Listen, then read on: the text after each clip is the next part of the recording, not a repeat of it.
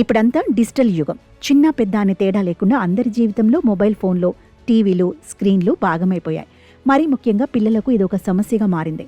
ఇవేవీ లేని రోజుల్లో మనం ఎలా ఉండేవాళ్ళం, మనుషుల మధ్య ఎలాంటి అనుబంధాలు ఉండేవి వంటివన్నీ మళ్లీ పొందేందుకు డిజిటల్ స్క్రీన్లు లేని రోజులను గుర్తు చేస్తోంది కర్ణాటకలోని హలగా గ్రామం. బెళగావి జిల్లాలోని హలగా గ్రామంలో ప్రతిరోజు సాయంత్రం 2 గంటల పాటు అన్ని స్క్రీన్లను ఆఫ్ చేసి పిల్లల చదువు, కుటుంబ బంధాలు పెంచుకోవడానికి డిజిటల్ డీటాక్స్ అమలు చేస్తున్నారు.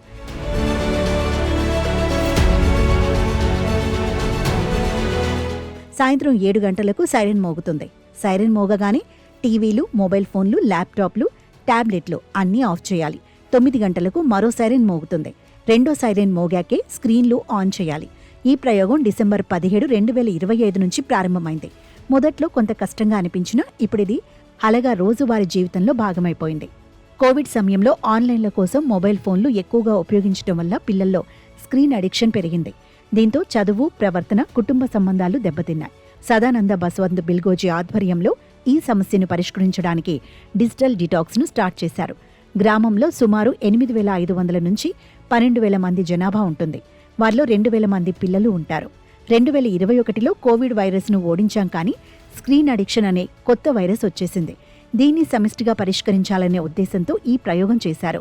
డిజిటల్ డిటాక్స్ ఆలోచన మహారాష్ట్రలోని సాంగ్లీ జిల్లాలోని దులేగావ్ గ్రామం నుంచి స్ఫూర్తిగా తీసుకున్నారు. అక్కడ కూడా సాయంత్రం 7 నుంచి 9 గంటల వరకు మొబైల్, టీవీ బ్యాన్ చేశారు.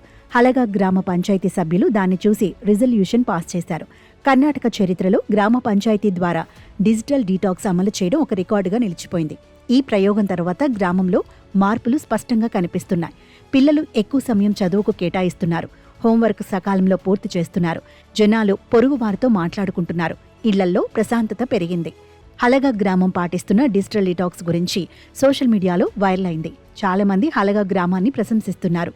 టీవీ, రేడియో లేని కాలంలో పెరిగిన వాళ్లకు మనుషుల సంబంధాల విలువ తెలుసు అని నెటిజన్లు కామెంట్ చేస్తున్నారు. మనమంతా మధ్యరాత్రి వరకు స్క్రోల్ చేస్తుంటే ఒక గ్రామం డిసిప్లిన్ను ఎంచుకుంది. యాప్లు లేకుండా, కోపం లేకుండా ప్రజలు ఒకరికొకరు మాట్లాడుకుంటున్నారు. పిల్లలు నిమ్మలంగా చదువుతున్నారు అని స్పందిస్తున్నారు.